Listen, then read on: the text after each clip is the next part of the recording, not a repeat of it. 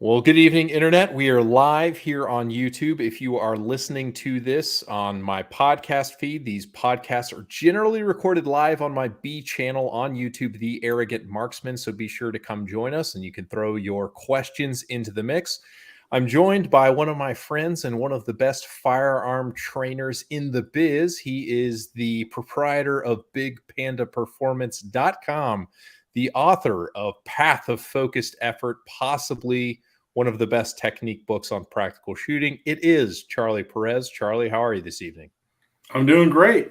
Hello to everybody on the interwebs. Yeah, we're warming them up. They're coming. They generally nobody's on time for it, but so I'm curious. We'll get into more of this later, but it seems like increasingly that the season is being broken into basically two parts where everyone kind of takes the summer off, except in kind of the cold weather states. I don't know if it's that way in Colorado, but in Texas, it's like April, May matches, then nothing. And then it's like September, October matches, and that's the competitive season. Is that the way it is in Colorado? Actually, no. Like we pretty much shoot all year long, and we sweat in the summer, and we freeze in the winter. So yeah, we get the whole thing of it. And I think that's been actually an advantage for me sometimes, because like at the start of the year or the end of the year, going to major matches where it could be like super cold, then people are flipping out because they can't feel their hands and stuff, and I'm like, hey, this is like Yeah. normal stuff in Colorado. Yeah, it makes sense. It like reinforces the need for a gun cover because like when it's stupid hot outside and the sun is beating down, making your gun grip feel super hot. Gun cover helps with that, but in the cold, it also prevents it from cooling off quite as quick as well. So throw Yeah, some hand warmers in the grip and put the gun cover on and call it good. yeah. But let's hit a couple news things. Now, Charlie is not a USPSA wonk or pundit, so I don't expect you to weigh in on some of this stuff. But if you're feeling spicy this evening, feel free to jump in with some of it. First, I'll plug one of my show sponsors, GhostHolsterDirect.com. They've got the code GearUp10 that helps me. So if you like what we're doing, it's a good place where you can pick up some practical shooting gear. And on the heel of that, getting into the news, they actually sent me, and there will be a video up on my main channel, the Humble Marksman channel, in a couple weeks, where they've released a new holster that is a locking race holster for carry optics and production division. And it's actually a pretty cool design because just studying it, it basically looks like they took their Ghost the One holster body, then just kind of fabricated a little shroud of Kydex that bolts into the side of it. The Kydex does absolutely nothing to retain the gun. Like it can't fall forward because the Kydex will catch it, but it does allow for that locking race holster style draw where you've got the same mechanism that the One has.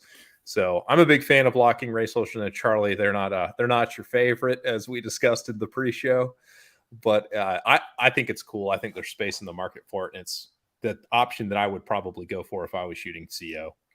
I'm all for new holsters. It makes people dry fire. That's true. That's exactly true. It absolutely does that. It absolutely does that. And probably the biggest news going right now is that USPSA just today, through Jake Martin's post on Facebook, announced that they are moving the USPSA Nationals. It was going to be 4 days of Nationals in Cameo, Colorado, at the big. What's the name of the park? Is it? It's the Cameo Shooting Complex. Cameo Shooting Complex. Those who follow practical shooting news would be aware that there's been a little bit of fury going on in the local media. Somebody sent a note from the sheriff's office about the match where people were going to be flying into the state with high capacity magazines. Colorado is a 15-round ban state. So there's been a lot of negative press about USPSA with that going on. And there's been tremendous pressure on the organization to do something. And it looks like it finally came to a head, and it's now moved to the CMP in Talladega, Alabama, Civilian Marksmanship Park, from October 12 through 17. They're going to do a back-to-back format with, I think, PCC and production. And then they're going to have 2 days of reset, and then it's going to be limited and open. So I personally think this is a good idea. I think it was a good decision all the way around for the legal ramifications and press that they were getting, but also simply because the time of year they have the match scheduled, Talladega has basically ideal weather in October, and Cameo, as I understand it, Charlie, is a toss of the dice.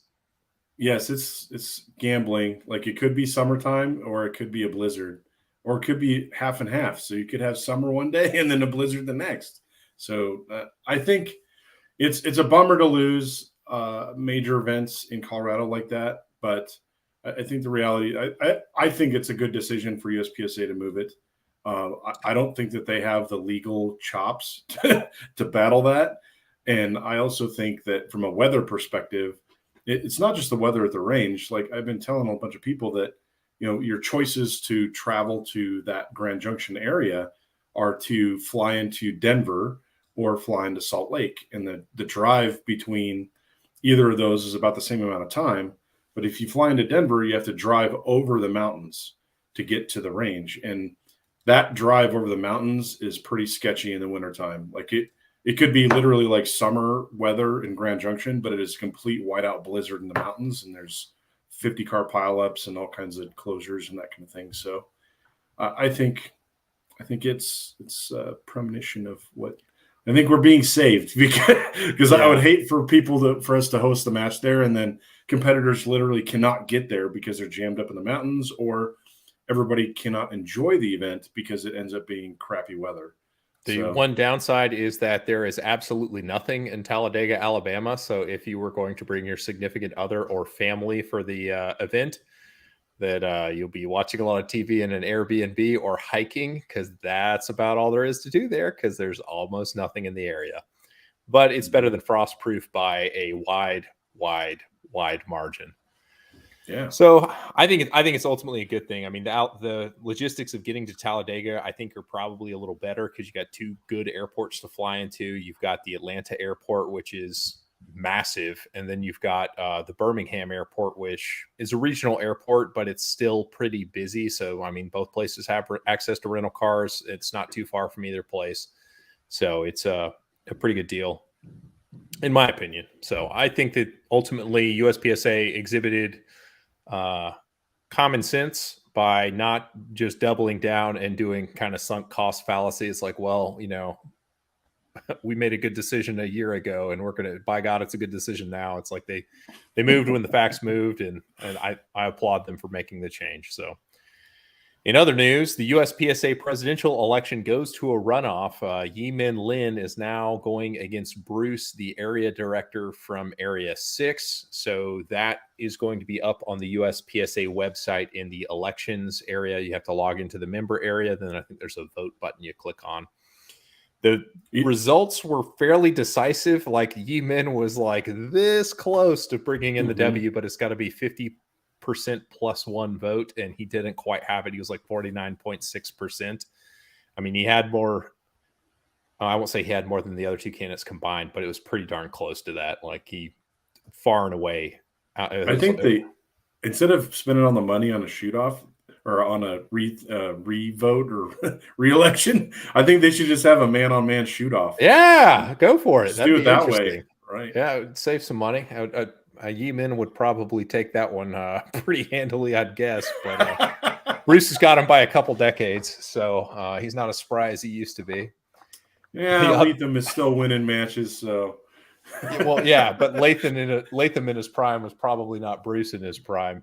So Latham's coasting on how great he was back in the day. So good on him. Okay, but the good thing about a shoot-off is you could give him less plates to shoot down, right? Oh, that's a good point. It's right. You can do like bracketed that maybe. Yeah. That now, if we had meaningful social media, that could be really entertaining. Heck yeah, man! You could live stream that thing. Yeah, that'd be good. Yeah, we're on to something there. So Jake, take a note. But also, the Area 4 and Area 7 elections are now open on the USPSA website. So log into your member area and you can vote there. It opened about a week ago as I record this. It's on the 21st of June. So it's only open, I want to say, through the end of July, or maybe not even quite that long. So be sure and jump in. I can comment on the Area 4 election because that's the area that I reside in currently. So that's going to be an interesting one because that was Chad Stanton's area. And Chad, in my opinion, was a good area director. He is a great match director. The Area 4 match was always fantastic.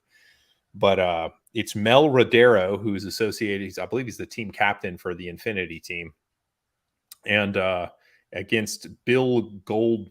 I can't remember his last name. It's Bill G. Goldbold or Goldbot or something like that. Goldblad.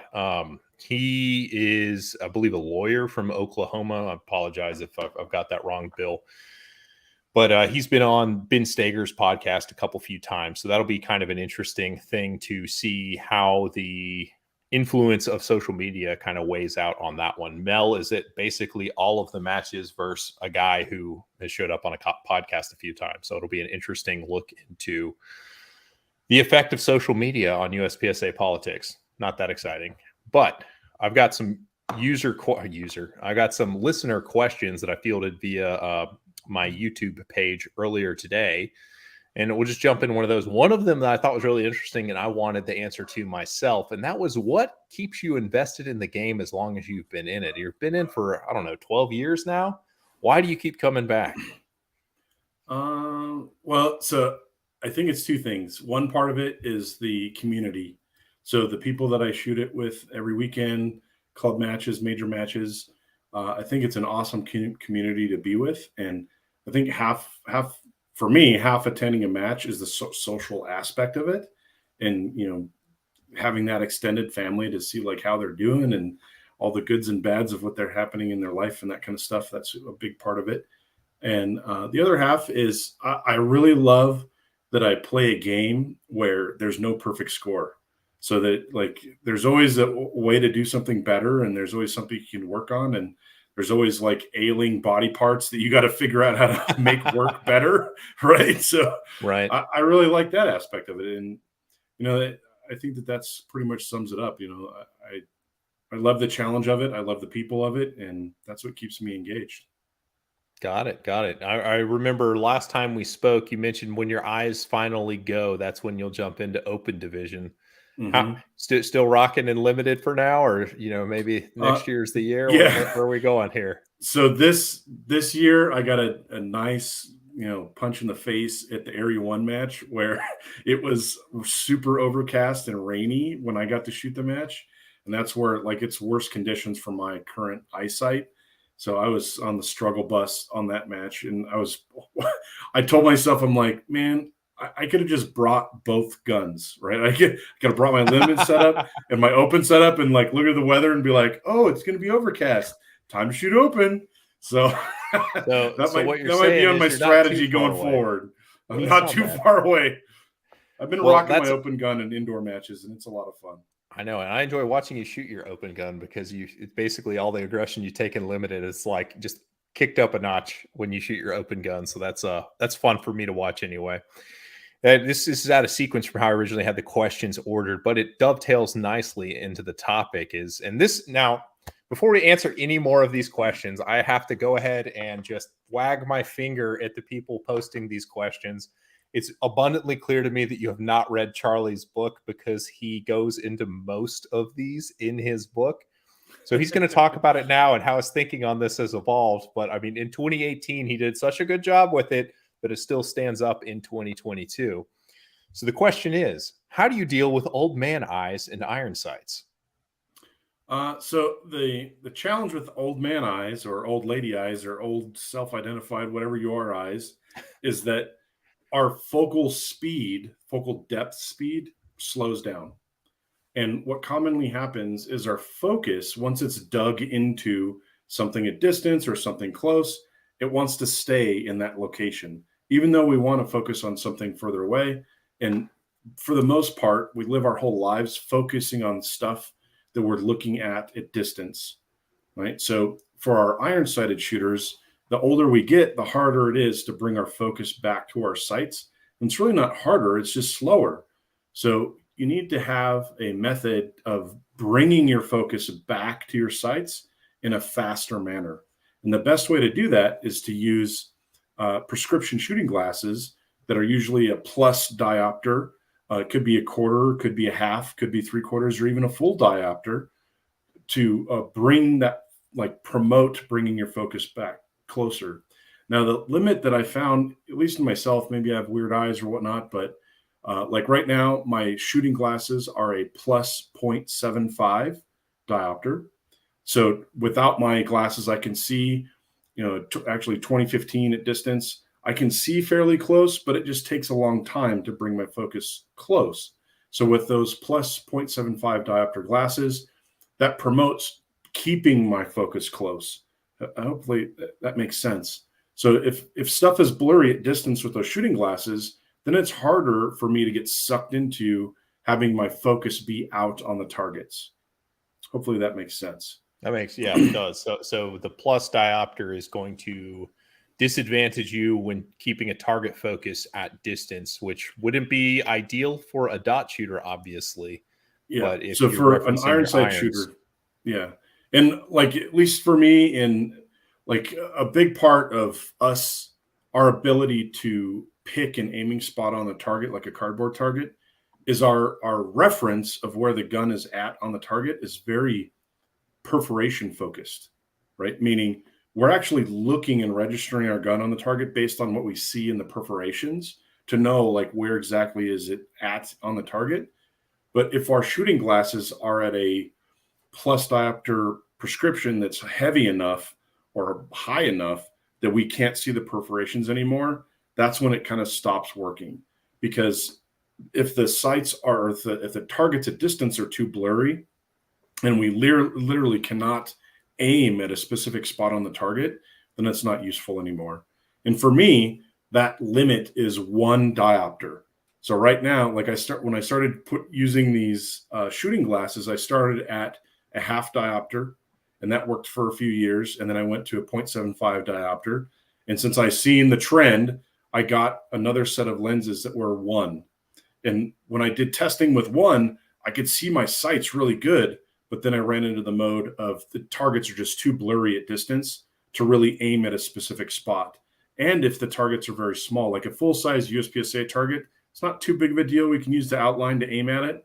But if there's like a 6 or an 8-inch plate at 30 yards and you have a 1 diopter offset like glasses, that it's hard to even pick that thing out from the berm, right? So gotcha. For me, like my limit, and everybody asks me like, when are you going to go to open? When are you going to go to open? Is basically when I have to use a 1 diopter shooting glasses to bring my focus back to my sights. That's when my iron sight days are over, because at that point the targets at distance are too blurry. Got it. And at what age did you start having to play with the reading glasses effectively? It was basically the magical 40. So when I turned 40, that's when I really started to notice my focal speed was reducing. And I would get, like, when the lighting wasn't optimal, I would get sucked into maintaining a target focus when I really needed to have a sight focus at that time, or maybe an intermediate in between in target and sights focus, because it's much harder to build that. And I don't know if it's because I got LASIK done that even more promotes having a distance focus.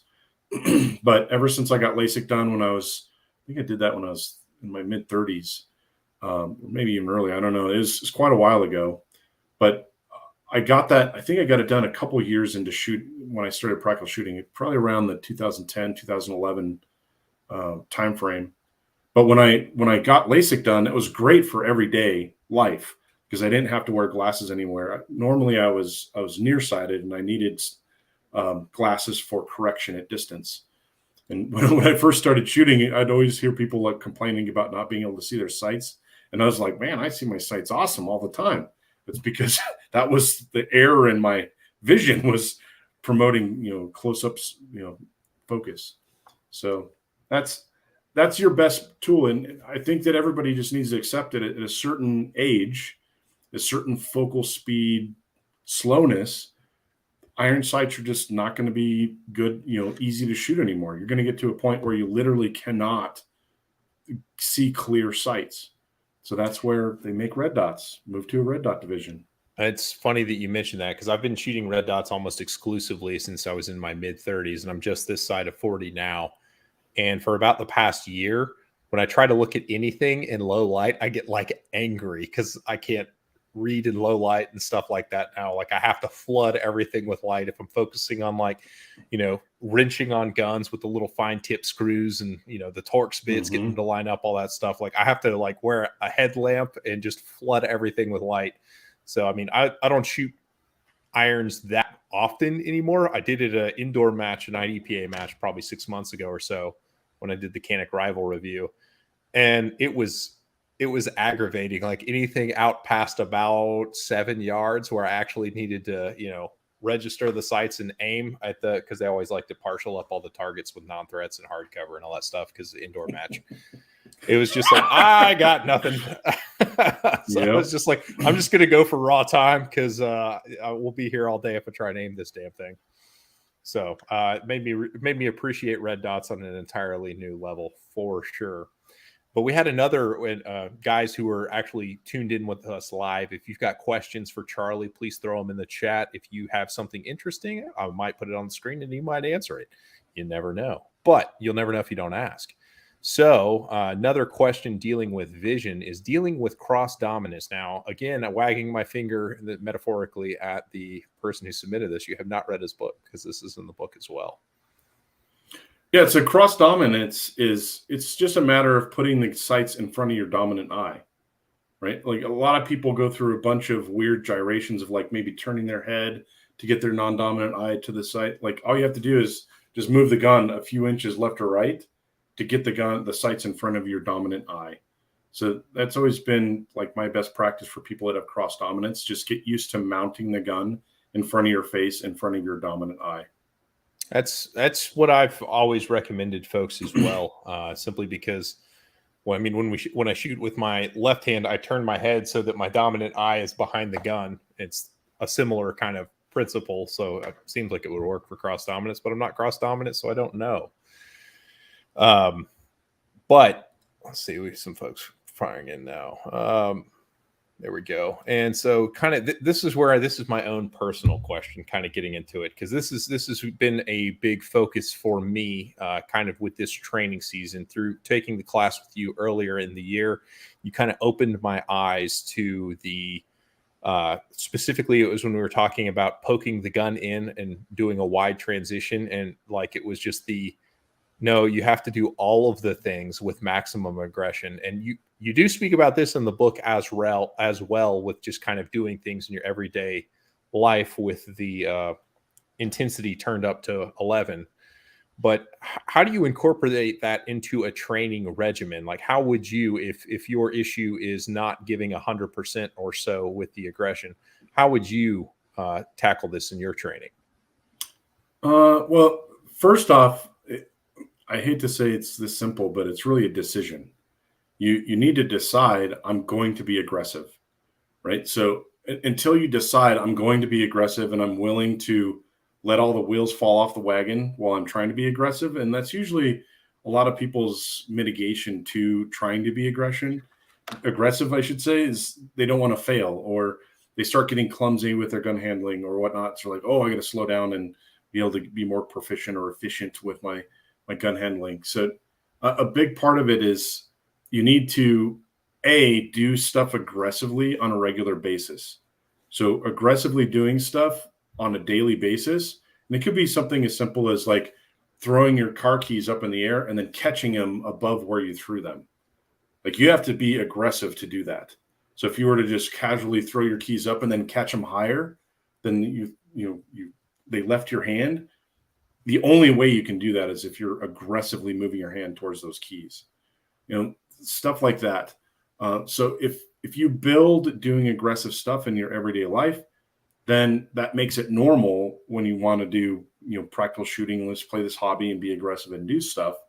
The other part is you need to build being aggressive into your stage strategies, right? Like if there is a big movement, meaning multiple steps between shooting positions, you have to consciously decide, hey, I have an opportunity to run as hard as physically possible through these 3 or 4 strides.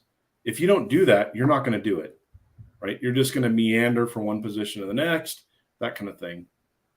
And I like to promote in my class that it's actually very difficult for us to move appendages in opposite, opposing aggression levels. So if I need to exit a position really aggressively, run really hard, but I also need to do a reload, it's actually super tough to do a really fast hand movement to do a reload and not have fast feet, or vice versa. It's very hard to run really fast and aggressive and not have fast, aggressive hands, right? So aggression breeds aggression. And if we just decide, hey, I'm not going to donate time, on the clock time by not doing stuff aggressively, you need to make that decision up front. So if you don't decide, hey, do I want to free 2 or 3 seconds a stage because I'm actually going to run hard when I need to run, then thank you for your donation, because I'm going to run as hard as I can. And am I a track star? No. But I'm going to give it everything I can, right? And if the guy I'm shooting against or the competitor I'm shooting against is not giving it everything they can, then they're donating that performance to me. So and how do you maintain it over? Because I've noticed this on my, like, I look very closely at my match videos. If you've seen my match videos, I've noticed that because I have a lot of cameras showing me this, but I've noticed at the beginning of stages, through like the first 2 positions, I can dial in like what I consider good aggression. And then like at some point between the second and third, if there's like a reload or a shooting on move sequence, like that's when the knob gets turned way down and I slow way down. Any thoughts usually as to why that is? Yeah, usually that is you're getting pulled out of subconscious execution. And when I say subconscious execution, that's literally like moving between positions or transitioning between targets or doing a reload or presenting the gun on the first target in an array. Like all of that stuff has to happen subconsciously. And if it's not happening subconsciously, then you're deciding it serially, one thing at a time through the process. And it's actually very, very difficult to deploy a serial ensemble of skills in an aggressive manner, because each one of those serial consciously deployed skills requires a decision. When do I do it? Okay, now it's done. When do I do the next thing? Each one of those decisions is a delay, right? So that's where we got to be confident in what we've practiced and just have the go and have that thought of go or move or little keywords during your stage strategy in your stage program. You should have a key word of run, something as simple as that. I'm done shooting, run. That should trigger your proper footwork to exit the position aggressively and run hard as you need. Does that make sense? Yeah, no, it does. It does. And it kind of ties into what I thought my next question was going to be. Again, this one's from me. As far, and we discussed it in the class, and it's written in your book, but you just touched on it a couple different times as far as visualization. It ties into stage strategy. Because I really do think that this is an overlooked skill that myself included. I don't practice visualization nearly to the level that I should. And I think that's evident when I show up to the match. So as far as stage planning and visualization, talk about that. So I like to completely separate the process of stage strategy from visualization or programming. Like I like to call it strategy and programming, because they're really 2 different efforts. The strategy is reading the written stage briefing. Where do we start? Where's all the targets? How many shots? How many shots does each target get? Where do I have to go within the stage? What's my navigation path through the stage? Where am I doing my reloads? All of those things, like which target am I shooting first in this position? Maybe there's a target engagement order with like moving targets, shoot this activator, this static target, and this moving target, whatever. To me, that is the clear definition of strategy. And for a lot of competitors, they feel that once they figure out the strategy of a stage, that is equivalent to programming a stage. It is absolutely not. It's just, I've decided on, I'm going to do this thing in this manner, but now you have to have a completely separate process of programming that strategy. Okay. So programming the strategy enables you to either physically or visually, like mentally, dry fire that stage in a manner that it's at a realistic pace. And doing it at a realistic pace is important, because if we just look at targets through a stage and we're like, I'm going to shoot that one, that one, that one, that one, that one, that one, that one, that's going to happen way faster than reality. So in my classes, I like to tell people, let me hear your boom booms. And that's your dry fire shots. Boom, boom. And if you give every target a quarter-second split, boom, boom, that's a quarter-second split. Boom, boom, next target, boom, boom. If you give every target a quarter-second split, that's going to slow everything down to a realistic pace that's going to need to actually get hits on target. And you need to be able to visualize, physically do it at that pace first. Then once you can physically do it at that pace, then you can mentally rehearse that enough times that it now becomes this subconscious memorized process, right? And for me, the best litmus test of have I memorized or programmed the stage properly is if I can close my eyes or turn away from the stage and visualize running through the stage at a realistic pace with zero hesitations. When I say zero hesitations, I'm hitting every single one of my positions, all my cues, and there's no, where am I going? Oh, what target was that? Where was this one target? None of that should happen during that visualization. If it does, it means you need more iterations of that visualization. Now, the quantity of repetitions of that is different for everybody. The better you get at subconsciously deploying skills, the simpler your programming effort gets, because you can give your autopilot, your subconscious autopilot, the keys, so to say, oh, you're going to get this. I'm going to put myself in this position and you're going to get the shooting done. That way you don't even have to worry about the shooting. The shooting is going to happen as it needs to in that position, that kind of stuff. Now, the lower you get in skill level, the more detailed your program is going to have to be, because you don't have all those skills built into a subconscious execution. Got it. Yeah. And so I guess I was going to say, well, for you and with where you're at, so you use the full 5 minutes of the walkthrough or however many minutes we get. Do you have a rule of thumb as far as how many repetitions you get in? Like, I'm going to get 2 mental reps in with each shooter in front of me if I'm like this far down? I mean, you're a pretty process-driven guy. I got to believe that Charlie's got a process for how he visualizes it. So the way that I do it is I get to the event, to the match. If it's a club match that has 5 or 6, 7 stages, I'll get there early enough in the morning to walk every single stage and formulate my strategy. If I can formulate a strategy for every stage, then I can be programming any of those stages at any time during that day that I'm on the range. So I bias my programming towards the stages I'm starting on, right? So if there's 5 stages, I'm starting on stage 1. I'm going to figure out my strategies for all 5 stages. Then I'm going to start programming stage 1 as soon as I'm done figuring out the strategy for stage 5. And then that way I'm programming stage 1, and once I feel like that's burned in pretty good, I start working on stage 2, then stage 3, then stage 4, then stage 5. That way, when the match starts and my squad gets to the stage, it doesn't matter where I'm at in the shooting order. I'm ready to go. I have enough repetitions and visualizations. I've figured out my strategy. I've programmed it enough to be able to execute it subconsciously. I'm ready to go in that manner. Now, that works for a club match, and usually it equates to getting to for me, at my skill level, I need at least an hour before the start of the match to be able to walk all the stages, figure out strategies for them all, and then start programming them. If I'm going to a major event that has 10 or 15 stages, I get there the day before, and then I have all day to figure that stuff out and do that programming process.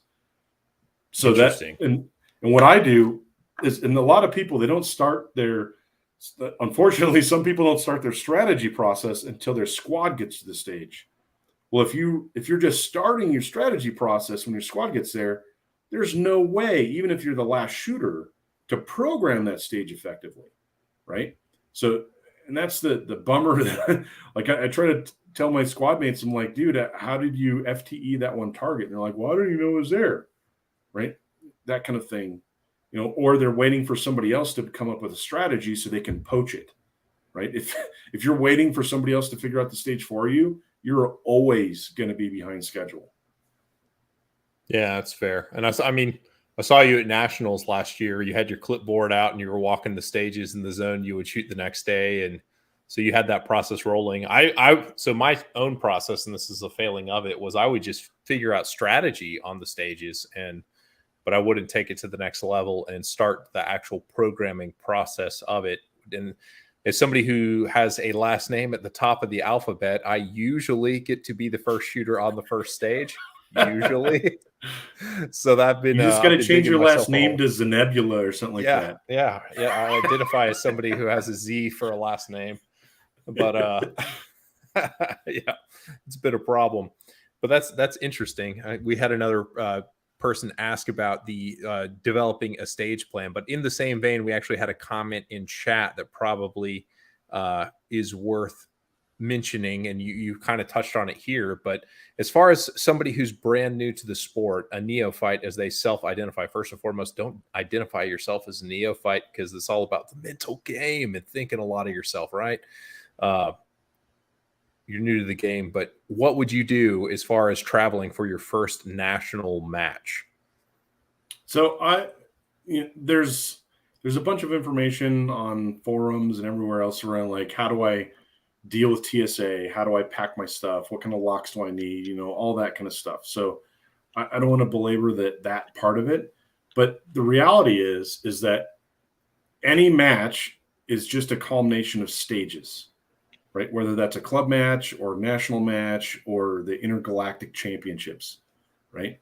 So if you tackle any match as if it was you versus the stage, not you versus others, but if it's you versus the stage, you're going to figure out those strategies a lot easier, because you're going to be promoting doing things within your skill set and not trying to swing for the fences or let's try to chase this other person, that kind of stuff.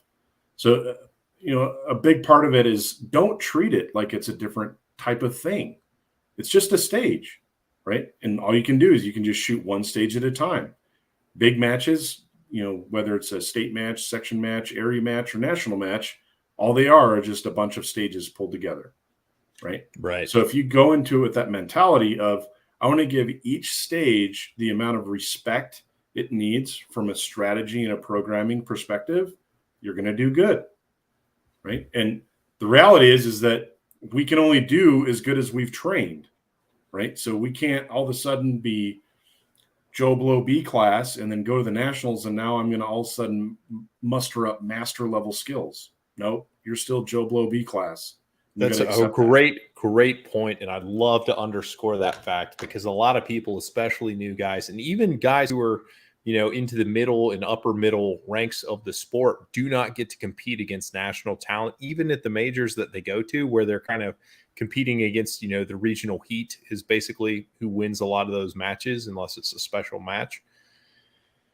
You don't realize that there is you can't see my arms because the frame is too narrow, but there's a big divide between like grandmaster who wins your local match and grandmaster who wins nationals. Like, Carry Optics has been a really amazing illustration of that point, because for the first, I think, 2 or 3 years, except the first year Max was 0 at a stage, so Juancic was at 99%. But every year thereafter, until Max was kind of toppled, I guess last year,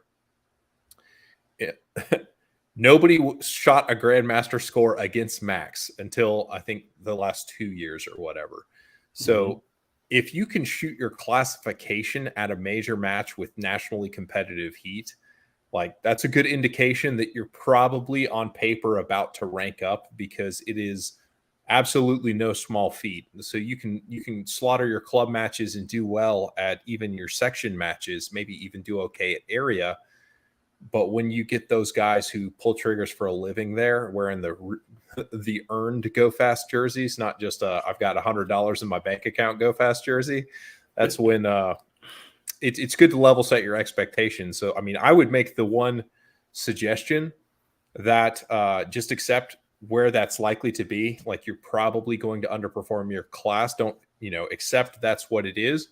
So do everything you can to mitigate anything going wrong within the match. Be so good at your itinerary and how you're traveling to the match and what your process is for shooting the match, all your hydration, all of your snacking, all of your, plans for what's going on. Even do some recon on what restaurants are in the area, because they're usually hosted at bumpkin kind of areas where there's really not a lot of provision, so that like there is almost no question in your mind what needs to happen next. Like you can even look at the range maps when they publish the match books to know where the porta-johns are.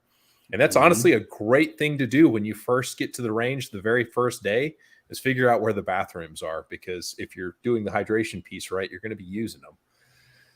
So I would say personally, just get all of your logistic stuff down amazingly. It's not like going to a local match where you just throw all the crap in the trunk of your car and hope it's there and borrow stuff from the rest of the field once you get there. So that would be my recommendation. That, and just have fun, man. Don't make it so serious. For sure. It's, I mean, this is not, there's not money on the line. Like you're coming out of this match in the hole. Like you paid to be there and there's no recouping. So get the most out of it you can, and enjoy yourself and learn as much as you can. We had another question, kicking it over to there. And this tied into another question that showed up in the chat as well. And is there any value to training movement skills without a gun, like running around on a field? Absolutely.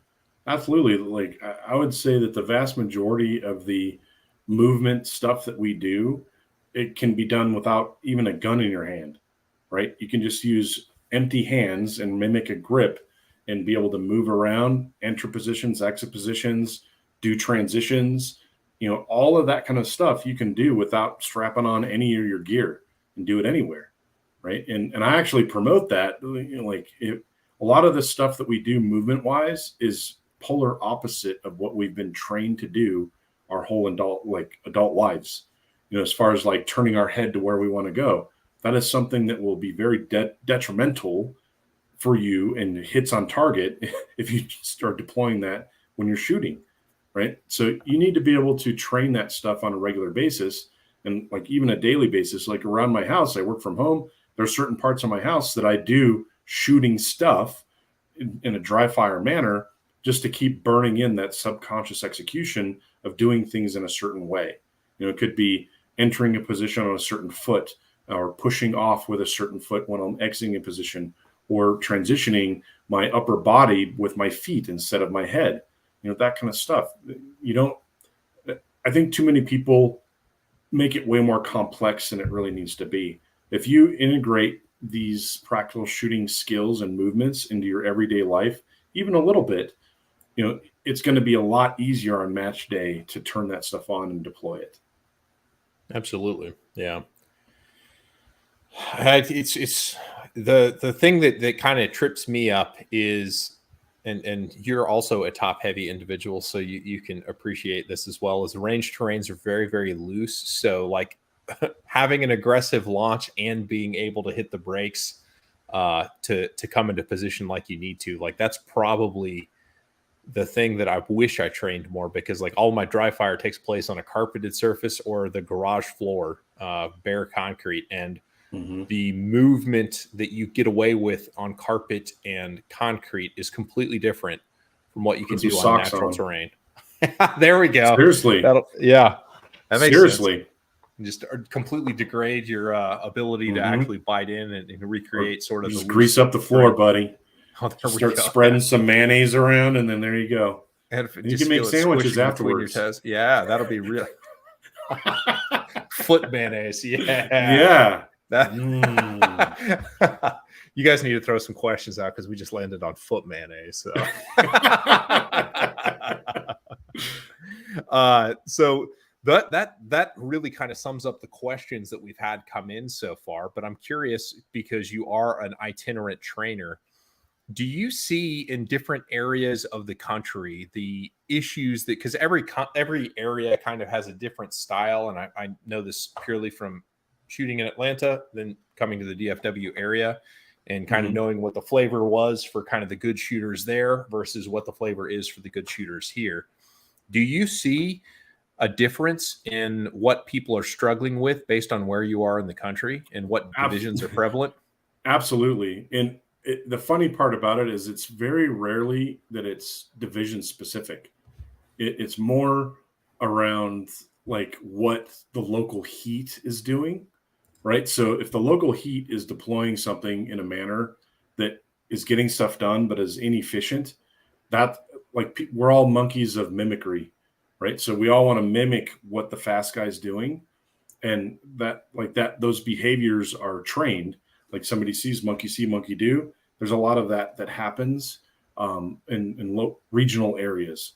So, and it's pretty. When I first started doing training outside of Colorado, I was like, wow, that's kind of weird. Like all these students have the same problem, and I'd go to this other area, and it's like, oh, all these students have the same different problem, and that's when it dawned on me that like a lot of it is around what is, I don't want to say considered acceptable behavior, but it's, hey, that way of doing it is getting the job done, so I'm going to mimic that.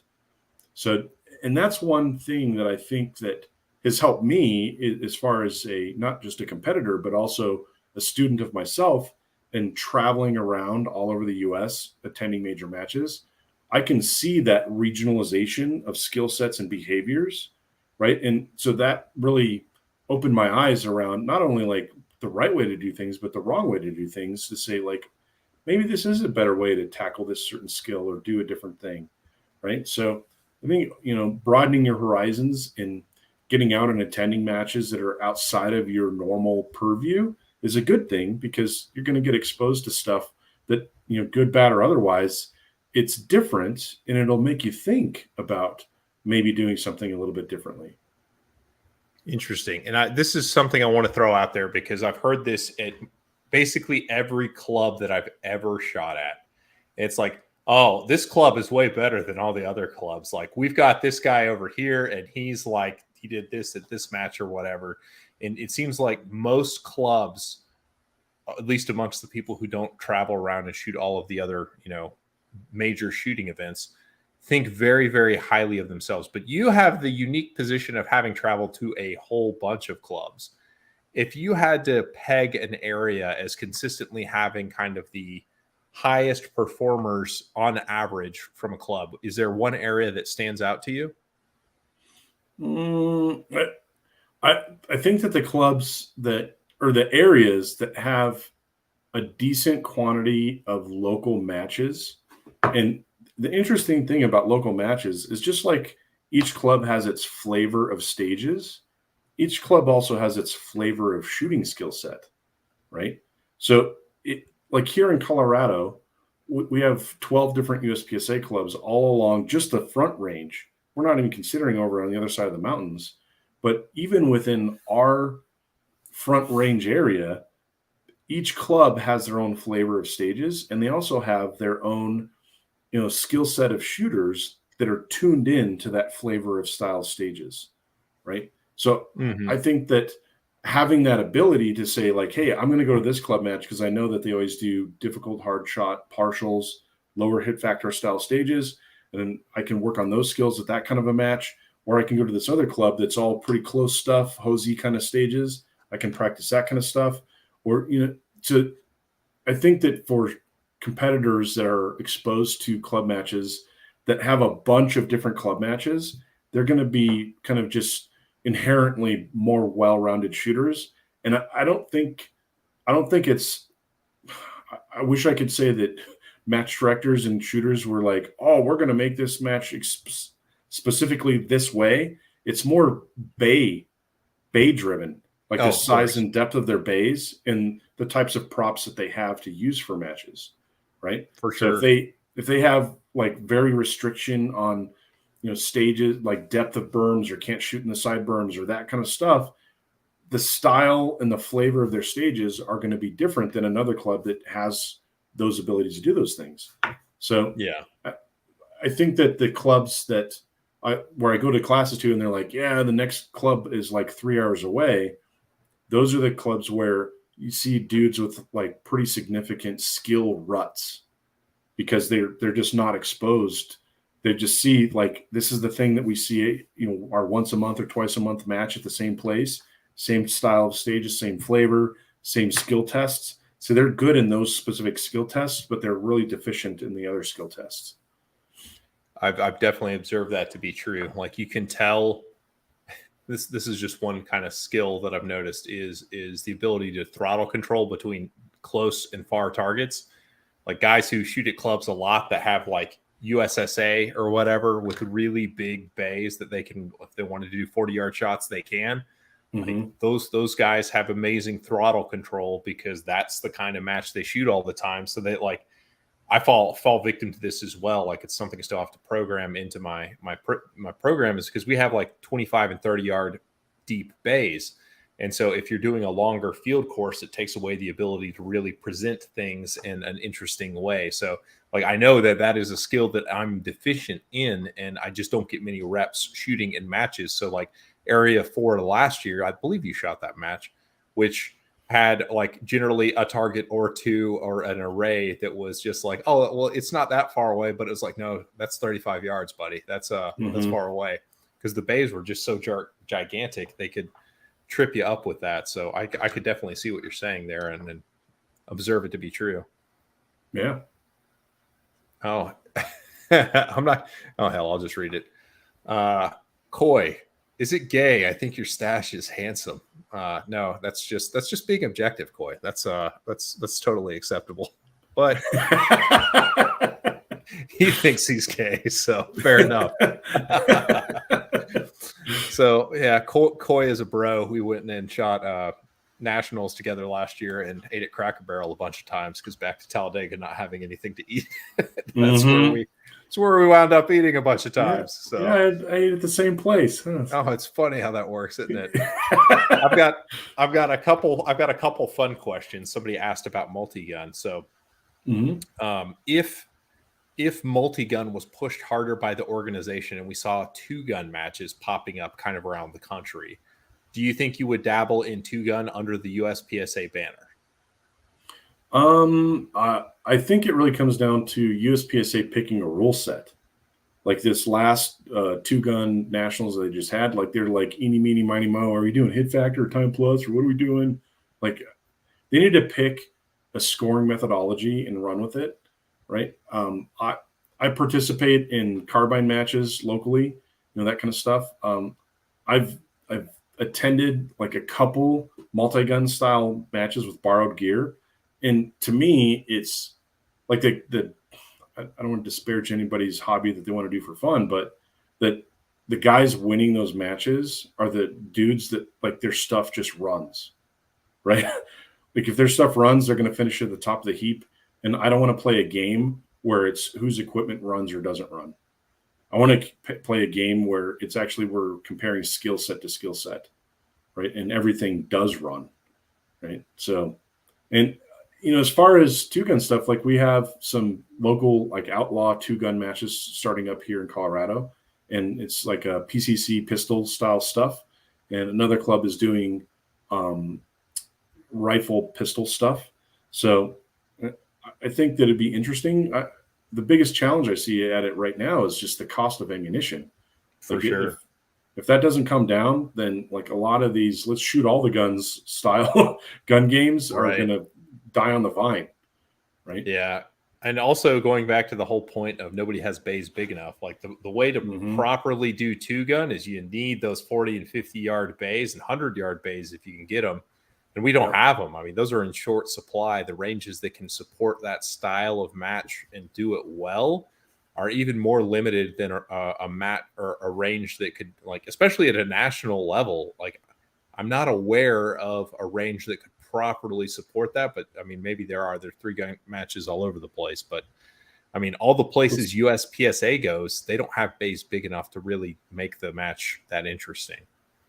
Yeah, I mean, historically, most of the most successful 3-gun matches are natural terrain style ranges, where they're not bay matches. They're natural terrain style matches because they do have that flexibility to be, oh, yeah, let's throw some stuff over there. And throw, okay, now in this same area, you're taking a however many 100-yard shot, that kind of stuff.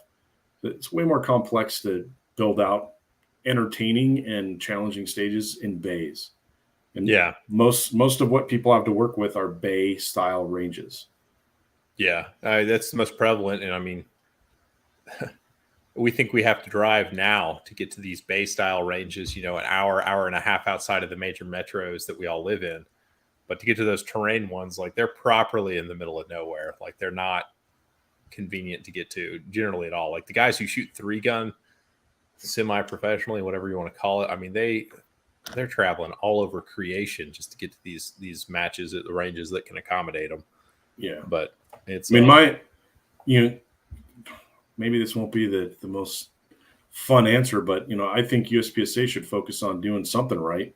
They got to figure out pistols first before they start adding more guns and other things, right? So I don't disagree, but now you've teed yourself up. You walked right into my trap, Charlie. Here it is. If SAO/CO became a thing, would you shoot that or open? I'd probably just shoot open because I have an open gun. Oh, fair enough. But you also are a team shooter for Atlas, and as I understand it, they make a pretty good carry optics gun. So if it came down to I mean, you're probably like me in the fact that you really appreciate the craftsmanship and like you can race any kind of car, but there's something about a specific race car that's kind of nice. And if you let me pick, I want to shoot the race car or race the race car and not autocross with a production car or whatever. Like for me, I would probably shoot I like open. I'm not leaving open or whatever. But if you gave me the option between carry optics and SAO/CO, I'd go SAO/CO personally. I think that people got to get past the fact that they think that this mystery pistol is going to magically win the match for them. Well, welcome to reality, bud. It's the Indian. It's not the arrow. Right? Yeah. So.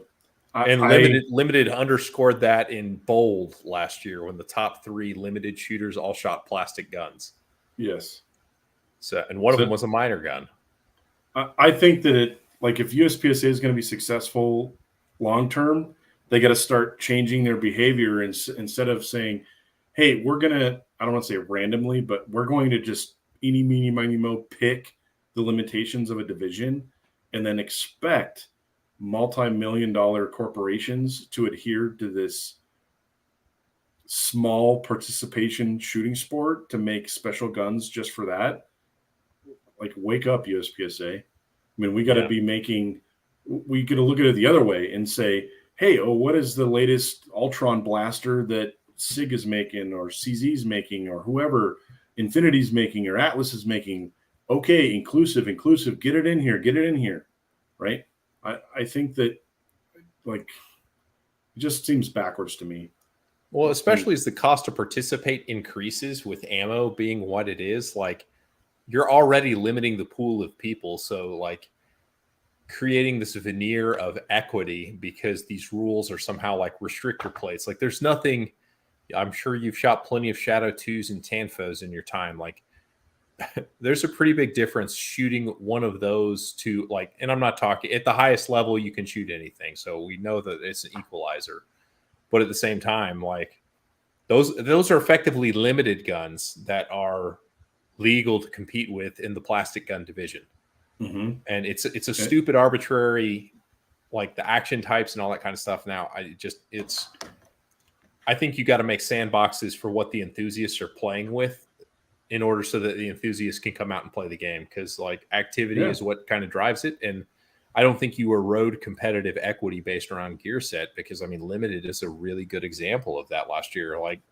I don't think anybody in the top 10 would say that their equipment was what held them back from getting, a different result than what they got. If you're a top 10 limited shooter, so you're uniquely qualified to comment on that. But I think you've already let that horse out of the barn. I think that the log jam around the cost of the gun is irrelevant. I think that way too many people focus on the cost of the gun when in the big picture, the people that are highly engaged in USPSA, even at the club level, the cost of the gun, even a $5,000, $6,000, $8,000 gun, is the cheap thing, right? Yeah, that's the cheap thing. 1 year of the shooting ammunition, 5 major the gas, matches. the traveling, all of that stuff, memberships to ranges, all like if you were to tally up everything minus the gun, you're gonna be like, holy crap! Like the gun, the cost of the gun doesn't matter. It's irrelevant at that point. I do not disagree at all. And I think that that's probably a good place to leave it. We're coming up on an hour, Charlie. This is your time to sign off. Is there anybody you want to shout out or point you at your website, Instagram, anything like that? Now's your time. What you got for us? I want to say thanks to Atlas Gunworks and Long Shadow Holster for keeping me going. And if you want to check out my book, Path of Focused Effort, go to bigpandaperformance.com and order it up. There we go. And on Instagram, what's your handle there? It's a Big Panda Performance. And it's an angry-looking panda holding a pistol. Not to be confused with the range. Have you ever had a panda-on-panda shootout with Eric Steiner, the range I panda? I haven't. I want to. We need to set up a match where you guys both show up and shoot open for the title of the one true panda.